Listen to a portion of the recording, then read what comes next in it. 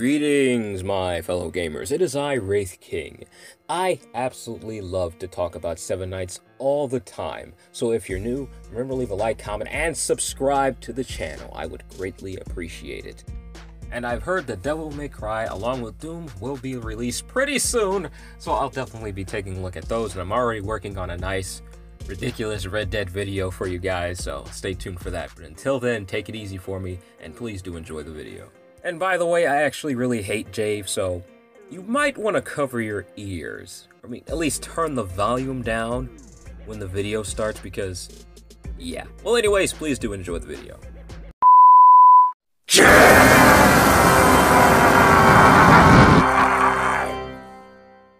Why did you release him? You know I don't like him. Everybody knows I hate Jave. Jave, who cares?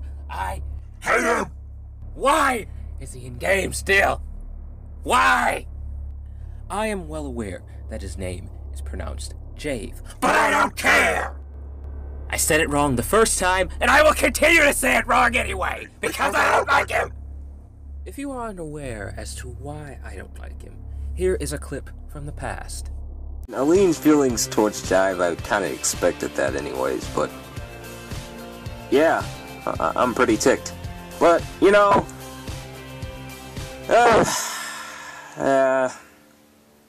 well, he had better suck. Devs, he had better suck. He had better suck. Okay. Breathe, Wraith King. Breathe. Breathe. Alright. Shut up! Shut up! Nobody cares! Shut up! You won't even be meta! Not in this one, nope! Alright, what does Guardian's Armor do? What this does is it reduces the damage received by 50%. I believe this only applies to him, and reflects the reduced damage back onto the attacker. Yeah, it looks like that's only applied to him. Becomes immune to all damage 6 times. Critical hit will take effect for all attacks, and removes a shield from the target. If the damage received is higher than his current HP, fully recovers HP once, and grants 50% vitality for 4 times. When vitalized heroes use their skills, they recover HP proportional to their physical attack or magical attack of the hero who casted Vitality. You still can't impress my senpai, can you, Jave? No, you can't, because she's my senpai. Why, you hear me? Why are you looking at me? Stop it, stop it! What does Furious Strike do now? Inflicts 70% physical damage on all enemies 3 times. Piercing will take effect. Stuns the enemies for 2 turns at a certain rate. Reduces the enemy's buff duration by 3 turns. So right away I can see that I don't think he's as powerful as he was before, because this was a very, very strong and very hard-hitting ability before, but the fact that this has piercing and debuff is still pretty powerful regardless. Does this mean he'll still see meta? Well, I don't know yet. I'm gonna have to read his other abilities before I make that judgment.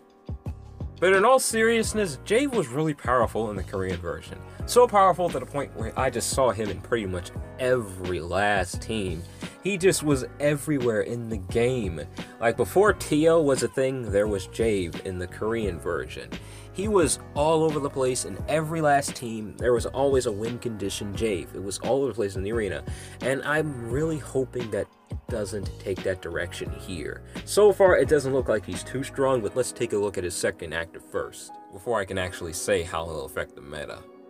Dragon Fury. This ability actually looked pretty cool. You know, what am I saying? This is Jave, for goodness sake. Nothing about him is cool. He sucks, okay? Nobody likes him. Don't use him. No matter what. I don't care how powerful he might be. Don't use him, alright? Anyway, what Dragon's Fury does is he inflicts 80% physical damage on all enemies 3 times. Burns the enemy 3 times at a certain rate. Switches the enemy's front and back rows. Ooh, that's pretty good. The skill can be changed to Guardian's Wrath when used. Guardian's Wrath inflicts 70% physical damage on all enemies 4 times. Burns the enemy 3 times at a certain rate. Now, whenever an ability is switched, like when you use an active ability and it turns into something else, there's a certain value to that. His character does make use of that value, because his awakening skill is more of a passive, and the third active really does make up for that. But alright, what does Guardian's Will do now? The following effect will automatically be applied when the awakening gauge is fully charged. Removes debuffs. Become immune to 5 target attacks, meaning AoE attacks. Increases damage for 5 target AoE by 50%. Increases debuff resist rate by 50%. That's not bad. Although the 50% debuff resist will not make up for heroes that are just all out completely resistant to debuffs. I feel like that's something you might want to rely on a little more late game. Say the match is still dragging on, everything's just been debuffed, everybody has all their defenses down. That is when that will start to shine a little bit.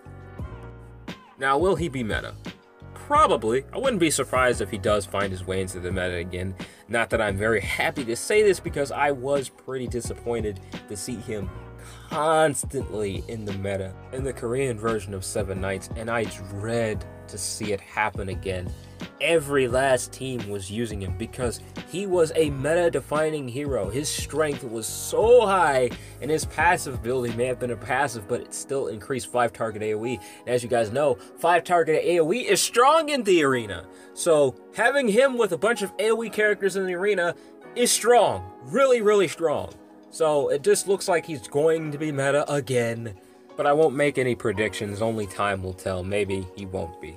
Now, I don't think I can show you what this one looks like when it's transformed.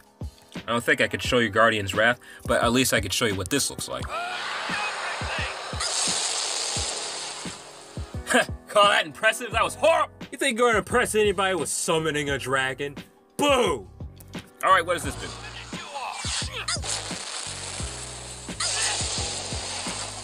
Ha! You call that an animation, Jave? That was horrible. But as you guys know, this does not have an animation, so I can't show you anything there.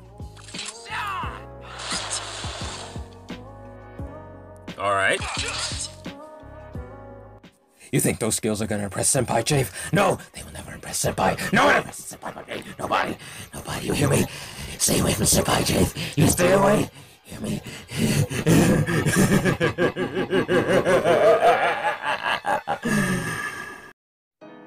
But now that we're done talking about Jave, we can talk about HAYOUNG. I will light the lamp of victory! My trans-dimensional migraine is finally starting to go away. Power of tolerance. Whatever it does, it's better than him. If the damage received is higher than her current HP, she survives with 1 HP 1 time. All allies become immune to blind and burn.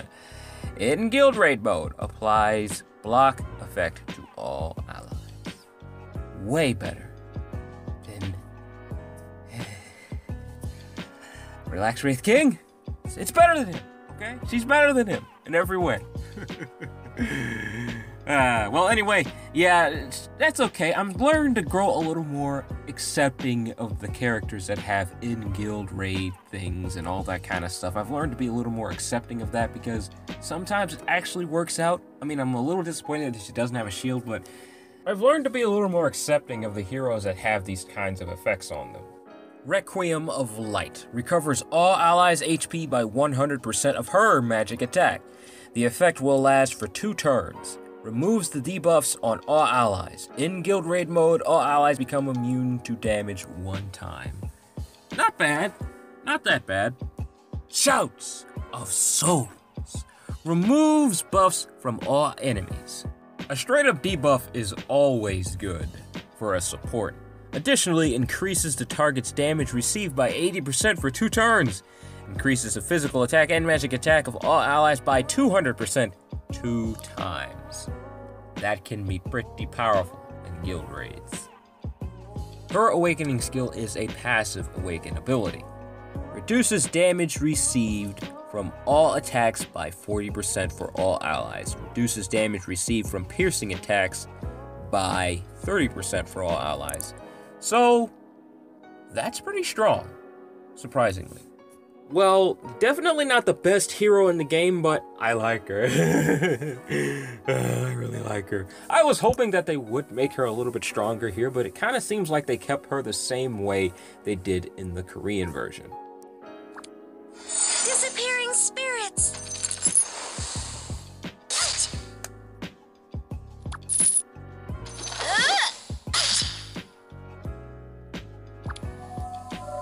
A comforting light for all who need it.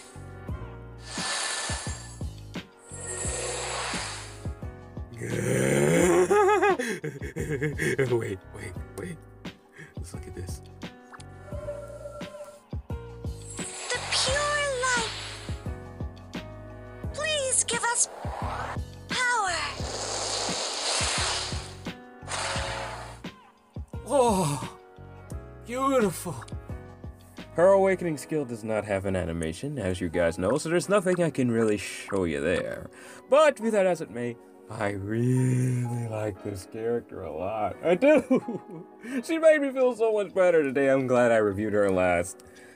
Unfortunately, she won't see much play at all, but I have faith that somebody might come up with something really cool for guild raids or something like that. But you know, who knows? We'll have to see. But anyways, that is all the time I have left for this video, my fellow gamers. I hope you enjoyed it. Till next time, take it easy for me, and please do have a blessed day. Bye.